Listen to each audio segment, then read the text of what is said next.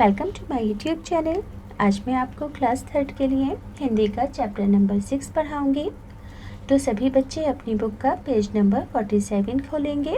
Page number 47 पर chapter number 6 है, जो कि एक कविता है। कविता का नाम है हमसे सब कहते। तो बच्चों, कविता को पढ़ने से पहले कविता के नाम को स्पेलिंग के साथ पढ़ लेते हैं, ताकि आप सभी की मात्राओं की रिवीजन पक्की हो सके और आप एग्ज़ाम में लिखते वक्त कोई भी स्पेलिंग मिस्टेक ना करें। तो सभी बच्चे मेरे साथ रिपीट करेंगे। हामा हम, सा में छोटे ए की मात्रा से हमसे, सा बा सब, का हा ता में छोटे ए की मात्रा ते हमसे सब कहते। नहीं सूर्य से कहता कोई, धूप यहाँ पर मत फैलाओ। कोई नहीं चांद से कहता, उठा चांदनी को ले जाओ। यानी कि यहाँ पर एक बच्चा है और वो कह रहा है कि कोई भी सूरज से ये नहीं कहता है कि यहाँ पर धूप को मत फैलाओ, और ना ही कोई भी चांद से कहता है कि यहाँ पर यहाँ से चांदनी को उठा कर ले जाओ। मगर हमसे सब कहते रहते हैं कि ये मत करो, वो मत करो, मगर कोई भी सूर्य और चांद से कुछ नहीं कहता है। आगे है, कोई नहीं हवा से कहता, खबरदार जो अंदर आई। बादल से कहता कब कोई, क्यों जलधर यहाँ बरसाई।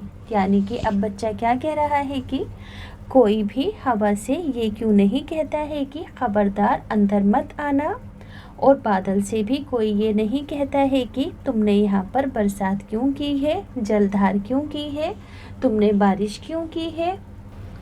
आगे है बच्चों पेज नंबर 48। फिर क्यों हमसे भैया कहते, यहाँ ना आओ भागो जाओ। अम्मा कहती घर भर में खेल खिलौने मत फैलाओ। अब बच्चा कहता है कि जब दूसरों से सभी लोग कुछ नहीं कहते हैं, मगर फिर हमसे क्यों भैया कहते हैं कि यहाँ आओ और यहाँ से भाग जाओ। फिर अम्मा हमसे क्यों कहती हैं कि घर में खेल खिलौनों को मत फैलाओ, मगर कोई भी किसी से कुछ नहीं कहता है, हमसे सब कहते हैं। पापा कहते बाहर खेलो, खबरदार जो अंदर आए। हम पर ही सबका बस चलता, जो चाहे वे डांट जाए, वे डांट बताए। तो यहाँ पर बच्चा क्या कह रहा है कि पापा कहते हैं हमसे बाहर खेलो, खबरदार जो अंदर आए, और बच्चा कहता है कि हम पर ही सबका बस चलता है, हमें सभी डांटते रहते हैं, मगर औरों से कोई कुछ नहीं कहता है। तो इस कविता को बच्चों किसने लिखा है? निरंकार देव सेवक ने लिखा है। तो मैंने पूरी ही कविता आपको अच्छे से पढ़कर समझा दी है। अब है, अगर तुम्हें इस कविता का नाम बदलने को कहा जाए तो तुम इसको क्या नया शीर्षक दोगे? तो यहाँ पर मैंने नया शीर्षक लिखा है इस कविता का, मेरी आशा। आप अपनी मर्जी से कुछ भी लिख सकते हो, मेरी इच्छा या मेरी मर्जी। तो यहाँ पर लिखा है मैंने मेरी आशा इस कविता का नया नाम। आगे है, करो या मत करो।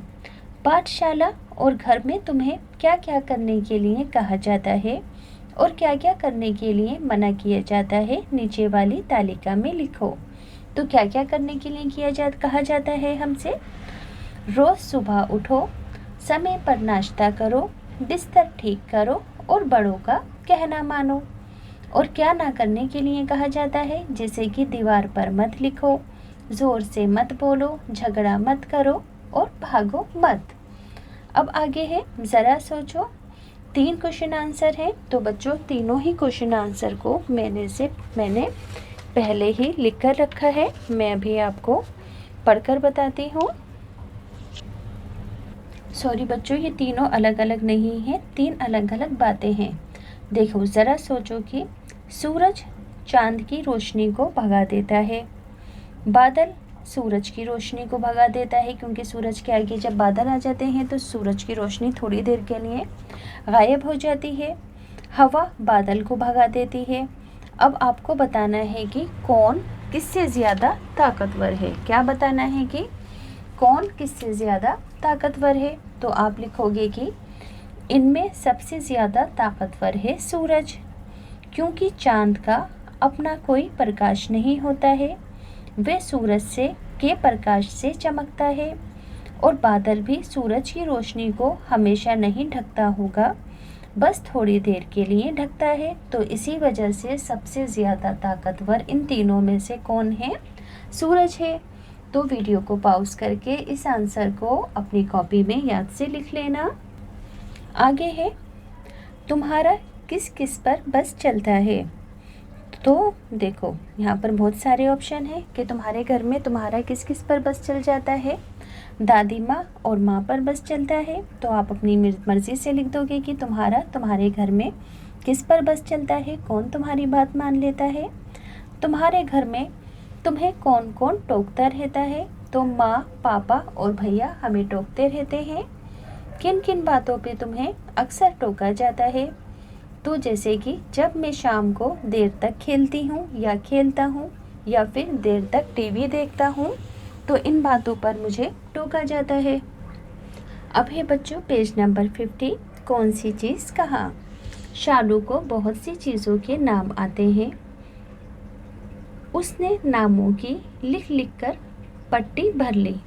वे नाम मैंने नीचे लिख दिए हैं। जैसे कि शालू को इतने सारे नाम याद हैं। अब यहाँ पर आपको इन सभी नामों को अरेंज करना है। जानवरों के कौन से नाम हैं, खाने पीने की सामान वाली कौन सी चीज़ें हैं और खेल का नाम क्या है।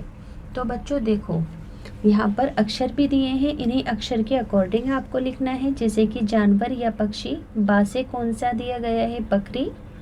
माँ से मगर, का से कबूतर, ला से लोमड़ी, पा से पेड़ा, गा से गाय, शा से शेर। बच्चों ये जो पेड़ा है, पेड़ा आप इधर लिखना यहाँ पर, ठीक, खाने पीने की चीज़ों के अंदर। इसी तरह से खाने पीने की चीज़ें आपको बा वाली लिखनी है, पहले बेर, फिर माँ वाली, फिर का वाली, फिर ला वाली, फिर पा वाली, फिर गा वाली, फिर शा वाली। इसी तरह से खेल का नाम या सामान, तो पहले बा वाली लिखोगे, फिर माँ वाली, फिर का वाली, फिर ला वाली, फिर पा वाली। ठीक इसी तरह से मैंने सभी को रीअरेंज कर लिख दिया है। आप भी वीडियो को पॉज करके ढंग से इसे लिख दोगे। आगे है पेज नंबर 51। ऐसे ही खेल तुम और अक्षरों के साथ खेल सकते हो। अलग अलग तरह के खाने भी बना सकते हो, जैसे कि टा से शुरू होने वाले शब्दों पर गोला लगाओ, माँ से शुरू होने वाले शब्दों पर गोला लगाओ आदि। अब हर एक खाने के नाम वर्णमाला के हिसाब से क्रम में लगाओ। अब देखो जैसे कि जानवर या पक्षियों के जितने भी नाम यहाँ पर दिए गए हैं वर्णमाला के हिसाब से आपको क्रम में लगाने हैं। जैसे पहले आता है का, फिर आता है खा, फिर आता है गा, फिर आता है गा और सबसे लास्ट में आता है हा। यानी कि सबका आपको पहला पहला अक्षर देख लेना है। जो वर्णमाला में पहले आता है उस शब्द को पहले लिखोगे और जो आखिर में आता है उसे आखिर में। इसी तरह से खाने पीने का सामान भी का के बाद आता है खा, फिर आता है गा, फिर छा और फिर लास्ट में जा।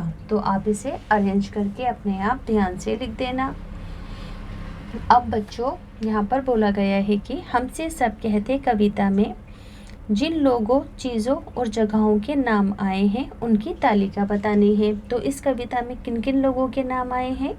भैया, अम्मा और पापा के। चीज़ें कौन कौन सी हैं? धूप है, चांदनी, हवा, जलधार और खिलौने। जगह क्या क्या है यहाँ पर? यहाँ, अंदर, बाहर और घर पर। तो बच्चों वीडियो को पॉज करके ध्यान से लिख लेना कॉपी में इसको भी। आगे है बच्चों, ये कहानी तुमने कई बार सुनी होगी। कौवा और लोमड़ी की कहानी है। एक बार एक कौवे को एक रोटी मिली।